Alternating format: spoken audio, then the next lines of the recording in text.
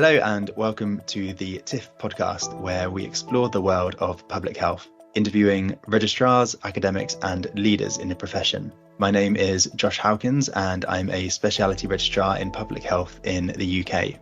The aim of this podcast is to offer a wide view of what it means to work in the field, while hopefully providing some inspiration to those who would like to train in public health. Today, it is my pleasure to be joined by Angela Baker.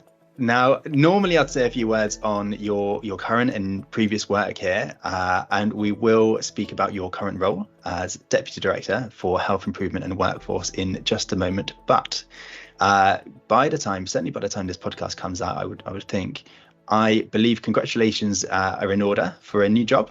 They are, yes. So I'm going to Coventry to work on the children's agenda and also some of the health inequalities agenda. Coventry is a marmot city, so it's very big on health inequalities. So I'm really looking forward to that challenge. Really exciting. Congratulations. Lots to pick up on. Let's start, if that's okay, with your current role as we speak now, and then we'll very quickly move on to this new job. I'm excited to hear. So you're currently Deputy Director for Health Improvement and Workforce at OHID, so the Office for Health Improvement and Disparities. What does your normal week look like?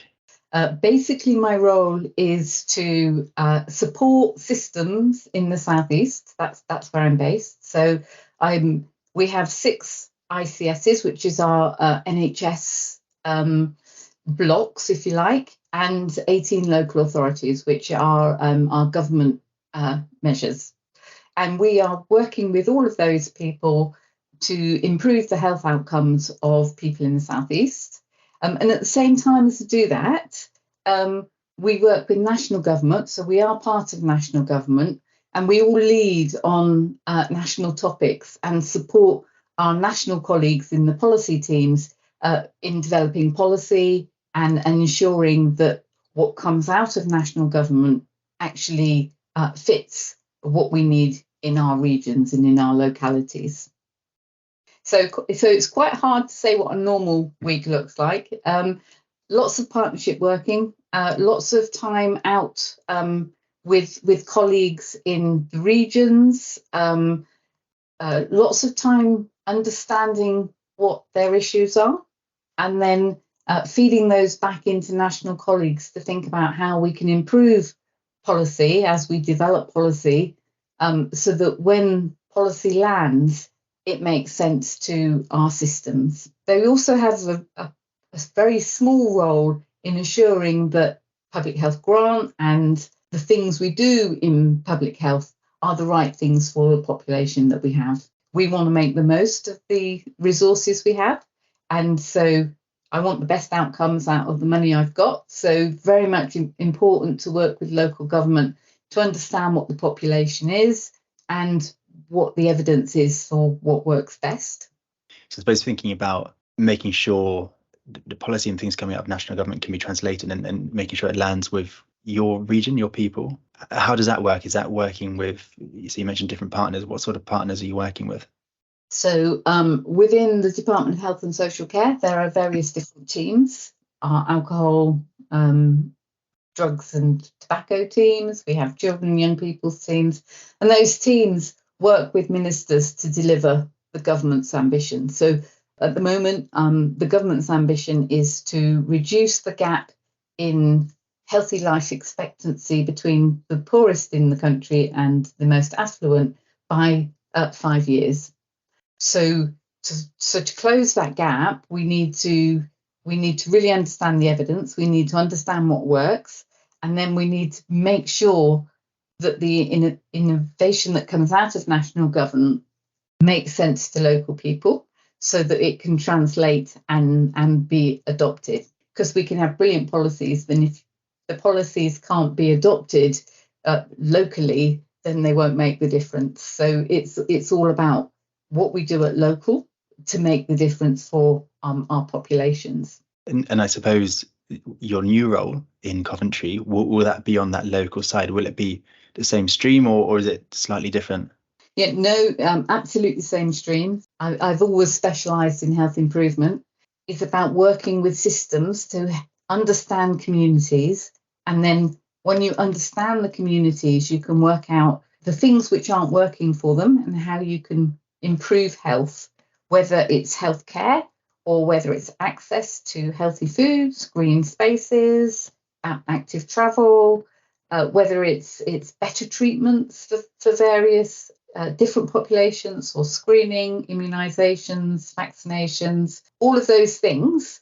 You need to understand the people that you're trying to deliver them to, and then you can work out how you can improve the effectiveness of your interventions by understanding your population. And that's my job, is to understand the population and to ensure that the people delivering locally, whether it's the NHS, whether it's your GP practice, whether it's your local family hub, have the resources and the skills that they need to be able to deliver the things that the local people need.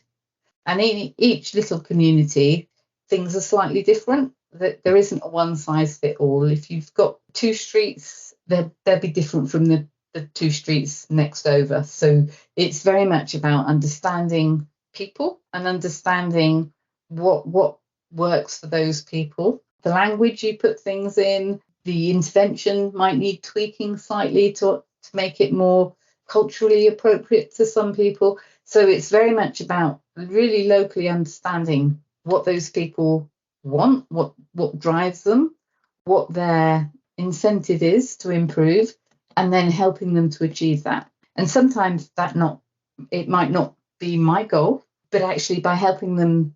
So for example, you might want to improve education for 5-year-olds in a particular area. If you talk to the parents, it's not the education that needs improving. Getting the children to school is fine. What they have problems with is their jobs. So physically getting the kids to school because they're working, or they're working at the other end of the day, or having the ability to engage with the school. So when homework comes home, reading books, letters in bags, if it's not in a language you can understand, then you can't help your child to improve at school. So you can see that then, actually those children, if the parents can't read the letter, those children don't get the same advantage as people whose parents can read the letter.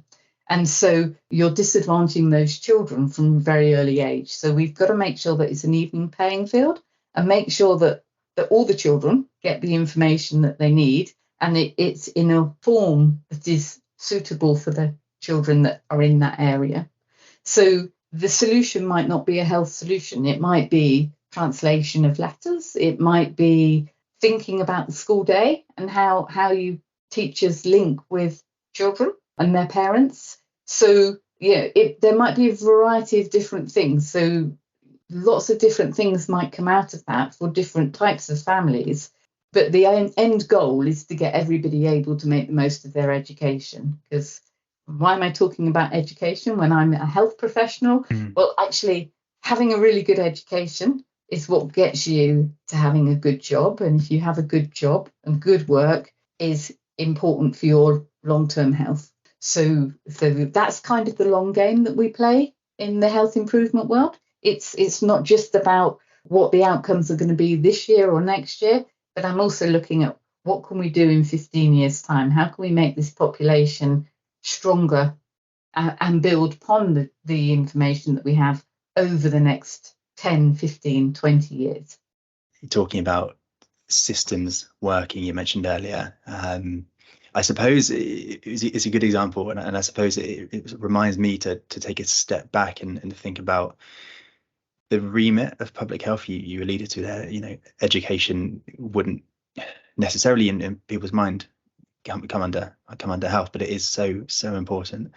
I suppose if we do take a step back and think about the broad theme of health improvement and disparities, how do you see that remit? We mentioned education as an example. How do you see the remit of health improvement and disparities within public health? Where does it start? Where does it end? Is there an ending? What do you think? So a bit broad. Yeah. So we can look at this. I think we can look at this in 3 ways. Okay, we have people that are ill, and we can do stuff that improves their health. Okay, so we might have people with diabetes. We might have people with COPD, and we can work with them to help them to lose weight, to stop smoking, and to improve their health outcome. But they've got a long-term condition, and we can't necessarily reverse the long-term condition. So those people are already ill, but what we want to do is to make them as fit and healthy as they can be, to be able to function, and to be able to participate in life and have a good quality of life. Okay. And then we have a middle group of people who they haven't got any health issues at this moment in time, and what they do now will impact on their health when they're older. So, for example, we know that you start losing muscle and balance at about the age of 50. So if we can encourage people of the age of 50 to start exercising, we're likely to reduce falls at the age of 80. We're likely to reduce fractured neck of femurs if we keep people's bone health up. So there's a group of people who we can support to live healthily now, which will have a medium-term impact of ensuring that they move to the next stage really well. And then we have this, what we call the wider determinants of health. So far, we've talked about individuals and what individuals can do themselves to improve their health. But we have to recognise that that's not a level playing field. Not everybody has the same opportunities to improve their health. So, for example, if you are a mum with a new baby and perhaps you've got 2 jobs and you're struggling with childcare, you're struggling with money to be able to feed your children or housing, you don't have the capacity to then think about your interactions with the child, because your brain is taken up with, I've got to go to work, I've got to get some food, I've got to keep my child safe. And so those wider determinants will impact on the next generation. So where you're born makes a big difference to your life chances and your life expectancies. And I personally don't think that's fair, that where a person is born should impact on whether they have good schooling, whether they are able to make the most of the schooling that they have, whether they are likely to get a good job. And the work that we do around wider determinants is about trying to even out that playing field. It's not about bringing people down to the lowest level, it's about bringing people up and making sure that those in our most deprived communities have the same opportunities as those in our most affluent communities. And at the moment, we have about a 20-year gap in healthy life expectancy. So our most affluent populations probably live till they're about 76 in good health, 77 in good health, whereas for our most deprived populations, it's probably only 55, and they probably don't get to retirement in good health. So therefore, that's a social injustice as far as I'm aware. And actually, I want to work with those people to improve their life chances and to make sure that those children have as much opportunity as all the other children in a particular place. So for me, that's what's really important about my job.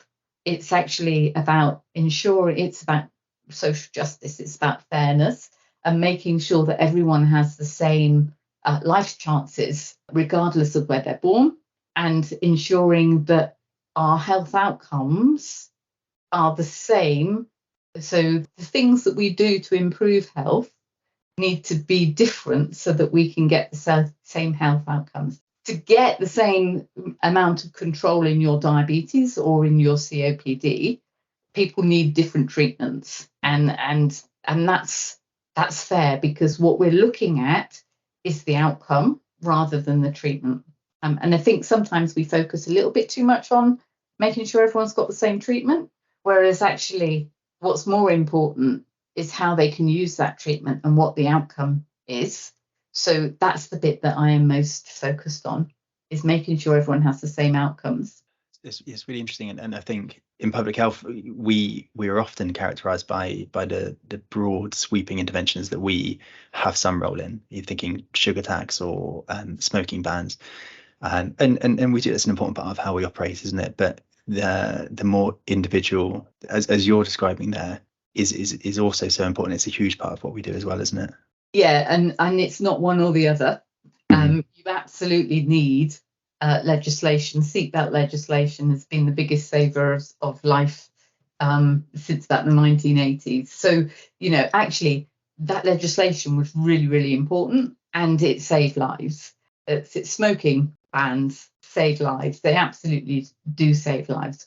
What we need to recognise, though, is that some communities will need help to get the biggest advantage.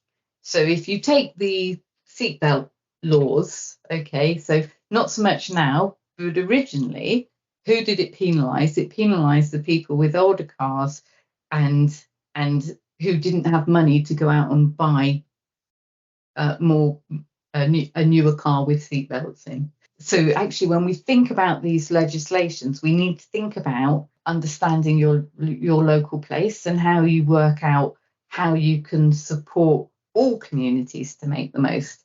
So sweeping legislation, really, really important. And we need things like that to drive forward the agenda. But then local people need to sit down and think about, well, what does this mean for that community and how can we help them to get the most out of this legislation? So it's not an either or, it's definitely a both. Absolutely. Yeah, no, that's really important. Thank you. To go back to, I think you mentioned that 20-year gap between the most affluent and most deprived populations, and that was healthy life expectancy, wasn't it? And I think we don't, well, obviously we do in the profession. This is a big focus, isn't it? But what tends to get the news lines is life expectancy, and the plateauing of that in recent years, particularly with COVID, which also is very important. But that 20-year gap in healthy life expectancy is huge, isn't it? And I can see, where your passion comes from. If you're being faced with that every day, it must be a big driver. Yeah, I don't want anyone to get to retirement so ill that they cannot enjoy their retirement. They're looking forward to retirement because it'll be a break from having to manage all the ill health issues. And actually, everyone should get to retirement to have some enjoyment. And actually, we need to think about that. And as retirement ages get older, we need to make sure that those people in the most deprived areas get healthier so that they can enjoy their retirement, because otherwise they're going to spend longer in work in poor health, and that's not good for us as a country. It impacts on our productivity and having more people ill. But we absolutely need to make sure that we're using our workforce, and good healthy work is really important, and it keeps people going, it keeps people interested, and it provides a stimulus for life. So yeah, that's what we want. We want people to be able to get to the 67 healthy and not stop working at 60 because of their ill health means that they can't work. Absolutely. And you mentioned, maybe it's too leading of a question, I suppose, but it's almost an economic argument for what we do. And you mentioned it's not good for us as a country for people in their retirement to be in poor health for however long, because it costs money. And you also mentioned, the economic case of if children aren't getting a good education, going to be earning less over their sort of lifetime, and how could one fail to make an economic case for this sort of intervention? But I appreciate that we're always working within, and you mentioned local authorities or the translation of national policy, we're always working within tight budgets, and it must be difficult to really describe the economic pathways of some interventions. So I think that the economic case is well understood within both national, local government and the NHS. So I do think that we understand why we need to do it. What's really difficult is balancing the workload. So while you can't move to a new model, while you're still dealing with people who haven't benefited from a more holistic approach to health. So we have hospital waits, and we have to focus on, that's what a hospital's job is, to get those people in, to treat those people and to improve their health. There isn't the capacity to do that at the same time as to be thinking about what's the community that I'm serving? How do I link in. And I think it's how do you change the direction of the tanker? You can't, if you've got a great big tanker at sea, it takes hours to change its course. If you've gone off course, you can't just turn, and it's not like a car. It takes hours to move it back into the right alignment, and that's what we're trying to do. But we have the long-term plan, the NHS long-term plan. We have things like social prescribing coming up, which all help us to be the things that turn that direction. But actually, it takes all of us it's work. It's it's where we live, it's communities, it's local government, but it's also what it feels like in the place that you live, and that's up to you as a person, how your community feels and how you engage with your community. So it's kind of a mindset. And what's really interesting is COVID helped us to do this. So whilst COVID was awful, but COVID brought communities together more. People supported each other more when some people were isolated, couldn't go out. You had communities rallying around and supporting each other. And now we have more community cohesion than we've had in the past 5 or 6 years before the pandemic, because that's part of the legacy of the pandemic. And that's really a good thing for us to be taking out of the pandemic, whilst I recognise that the pandemic itself was really awful, and it was very difficult, and people haven't received the care that they need, and all of those other things that we're now trying to catch up on. But actually, we have to carry on with some of those benefits that came out of the pandemic, and some of that is about how communities worked, how we use digital, how we can embrace digital to move some of our healthcare forward, so that those that can't use digital are more enabled to, it's easier for them to get face-to-face appointments if some people are using digital. And some people, if they've got digital, means that now they will go to the doctors, attend their appointments, whereas perhaps before they wouldn't have, because they didn't have that time.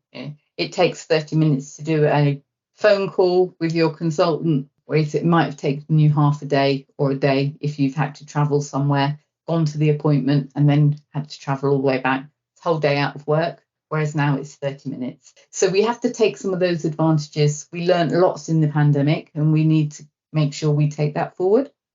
You're right, and I think it's fair to say that we have to take those opportunities, don't we? Because they are there, and it would just be such a shame if they weren't taken. I suppose thinking about to some degree personal opportunities for you, going into your new job, is there anything in particular that you would like to aim towards? Any hopes with that? So my new job, I'm at the end of my career. That's it. You wouldn't believe it, I know, but I am. And I was really, really keen. So, and partly this was the pandemic. I did a lot of frontline work within the pandemic, and I really enjoyed that opportunity.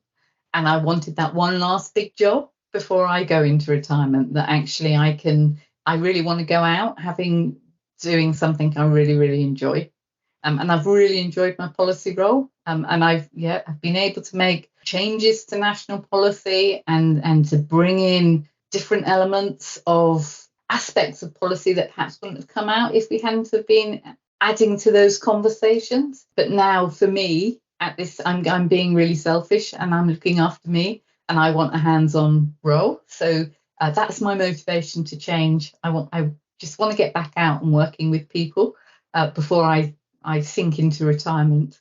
That's really exciting. That's it's a nice way of looking at it, I think, and career progression. We think a lot about career progression. It's always title based, almost, and up and up, isn't it? But I think also you need to reflect on what drives you. Yeah, and it's lovely speaking to you now, and you can get that drive across, that I suppose appreciation for the role. So it's obviously working, isn't it? It's very exciting. Yeah, well, you spend a lot of time of your life at work, so you've got to enjoy what you do, and it isn't always about the paycheck at the end of the month. For me, it's also about some personal gratification from the work that I do. So that's why I'm going back to a community-based role. I did just want to touch a little bit on some of the systems leadership stuff that we do, and some of the support that's available for the systems leadership. So some people think that the health improvement agenda is a softer option.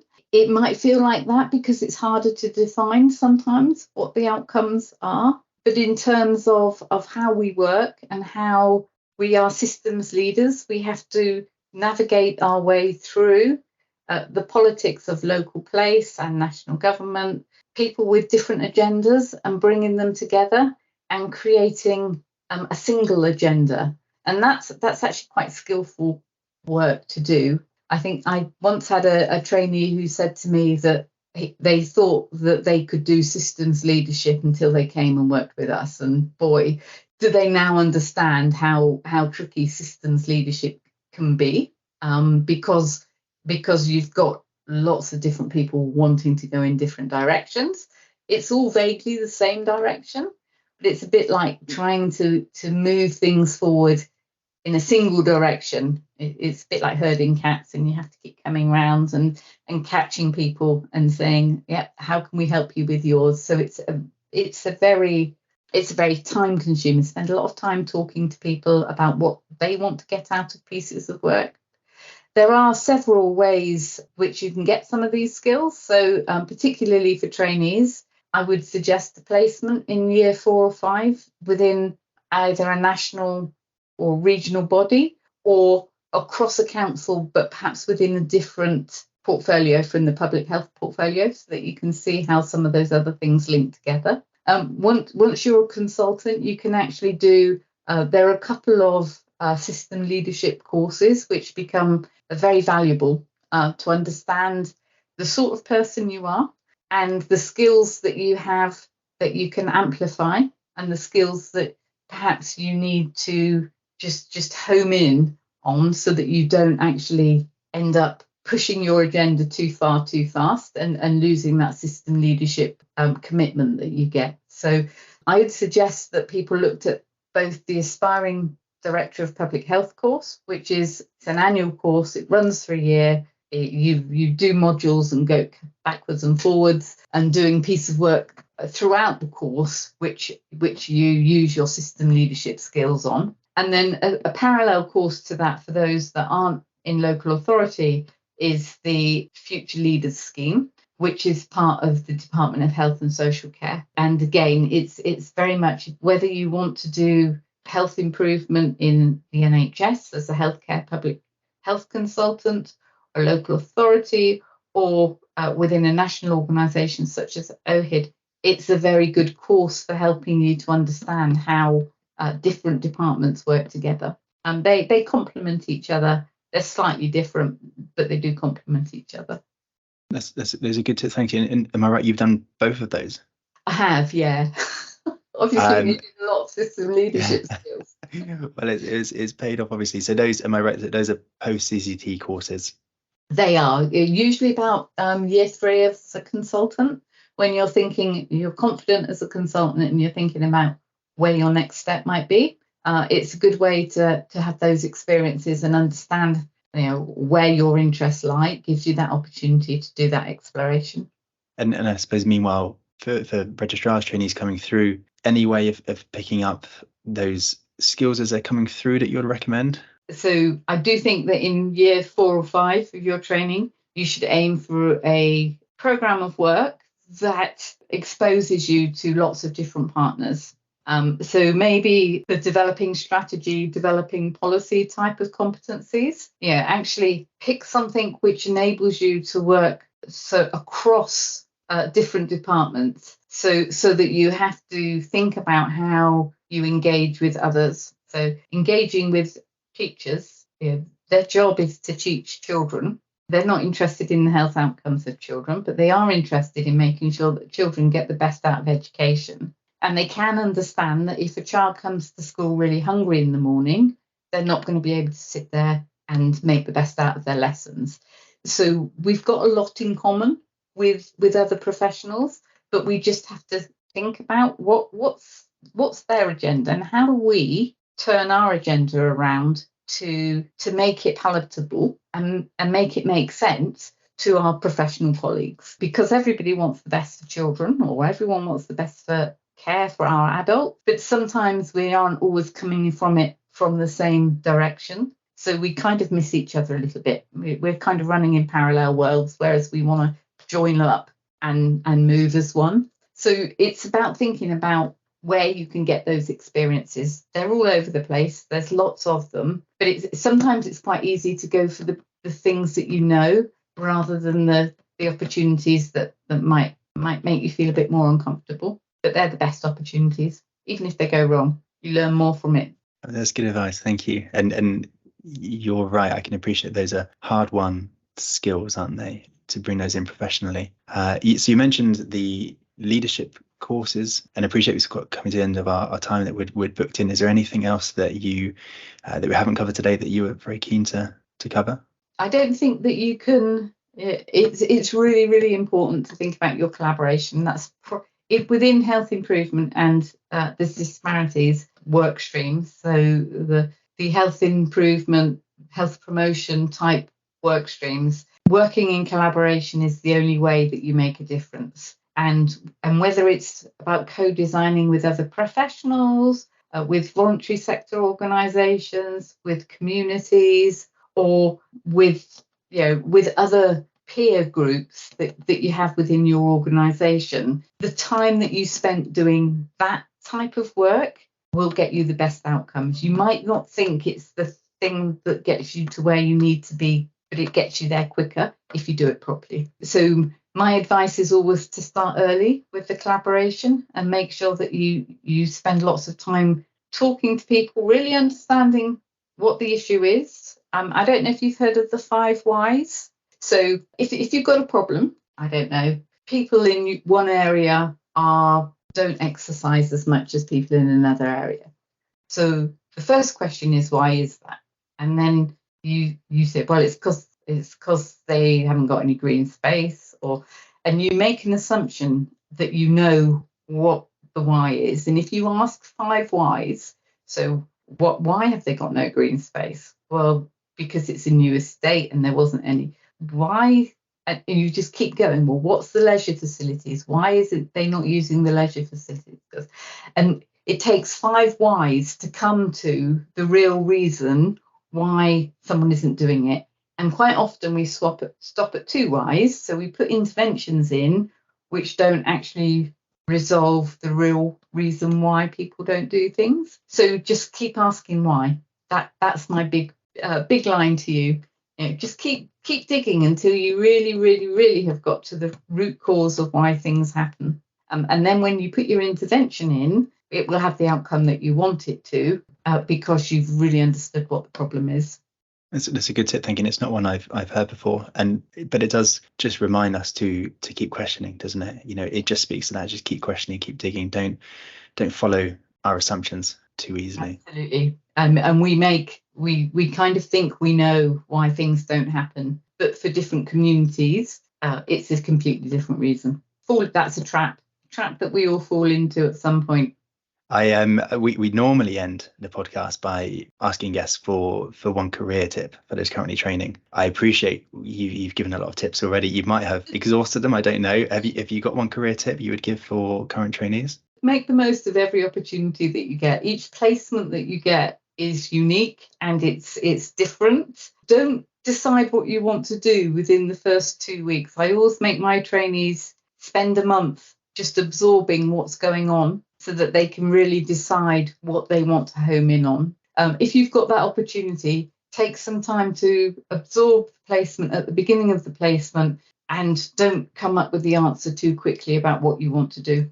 Quite often, I think we rush in, we think we know what we want to do, we know which competency we want to tick off, and we've closed down other avenues which we could have taken by being a bit too narrow. You have to get there in the end. I appreciate that. You can't carry on not focusing, but just make sure you take time at the beginning of your placements to understand what the placement is about. That's really good advice. Thank you. Really appreciate that. And I think it's something that we're probably all guilty of. I know I am as well. Either assuming an answer, or because we move around so often, questions and issues are so broad, taking or allowing ourselves to take mental shortcuts where we convince ourselves that perhaps we know the answer, or perhaps this is enough. And yeah, you're right, just asking why, asking those 5 whys, reminding ourselves to keep asking. Yeah, and just absorb what's going on around you. You might not, sometimes it might be uncomfortable, but that's okay, because that means you're learning. Enjoy the uncomfortableness. We'll try. No doubt I will experience as soon as I move to Coventry. Excellent. Well, absolutely, for you, best of luck. Really excited to hear about the new job. Huge appreciation for coming in today. It's been a really interesting conversation, so thank you. All the best, and yeah, thank you so much for joining us. Thank you. Thank you.